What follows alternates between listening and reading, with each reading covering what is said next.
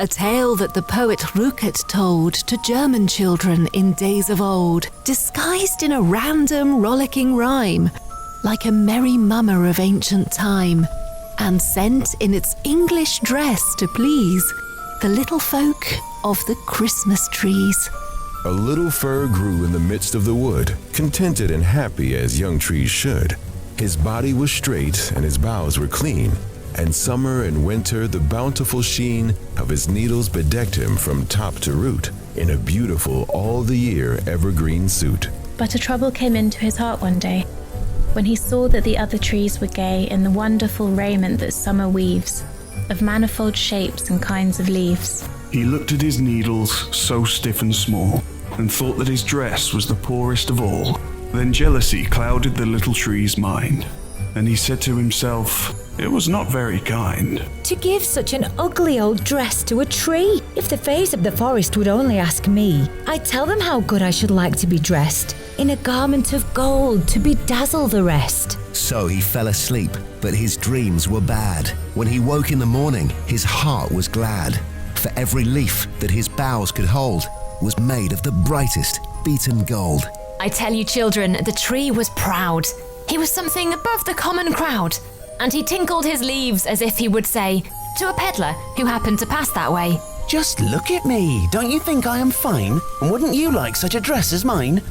"Oh yes," said the man, "and I really guess I must fill my pack with your beautiful dress." So he picked the golden leaves with care and left the little tree shivering there. Oh, why did I wish for golden leaves, the fir tree said. I forgot that thieves would be sure to rob me in passing by if the fairies would give me another try. I'd wish for something that cost much less and be satisfied with glass for my dress. Then he fell asleep, and just as before, the fairies granted his wish once more. When the night was gone and the sun rose clear, the tree was a crystal chandelier. And it seemed as he stood in the morning light that his branches were covered with jewels bright. Aha, said the tree. This is something great. And he held himself up, very proud and straight. But a rude young wind through the forest dashed, in a reckless temper, and quickly smashed the delicate leaves with a clashing sound.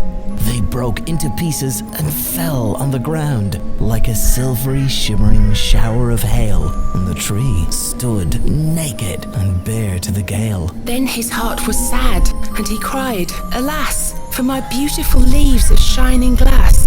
Perhaps I have made another mistake in choosing a dress so easy to break." If the fairies would only hear me again, I'd ask them for something both pretty and plain. It wouldn't cost much to grant my request. In leaves of green lettuce I'd like to be dressed. By this time the fairies were laughing. I know, but they gave him his wish in a second.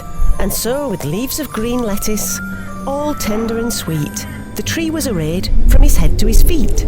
"I knew it," he cried. "I was sure I could find the sort of a suit that would be to my mind. There's none of the trees has a prettier dress, and none as attractive as I am, I guess." But a goat who was taking an afternoon walk by chance overheard the fir tree's talk, so he came up close for a nearer view. "My salad!" he bleated. "I think so too!" "You're the most attractive kind of a tree, and I want your leaves for my 5 o'clock tea." So he ate them all without saying grace, and walked away with a grin on his face, while the little tree stood in the twilight dim, with never a leaf on a single limb. Then he sighed and groaned, but his voice was weak. He was so ashamed that he could not speak. He knew at last that he had been a fool to think of breaking the forest rule. And choosing a dress himself to please, because he envied the other trees. But it couldn't be helped. It was now too late. He must make up his mind to a leafless fate. So he let himself sink in a slumber deep, but he moaned and he tossed in his troubled sleep, till the morning touched him with joyful beam, and he woke to find it was all a dream. For there in his evergreen dress he stood, a pointed fir in the midst of the wood.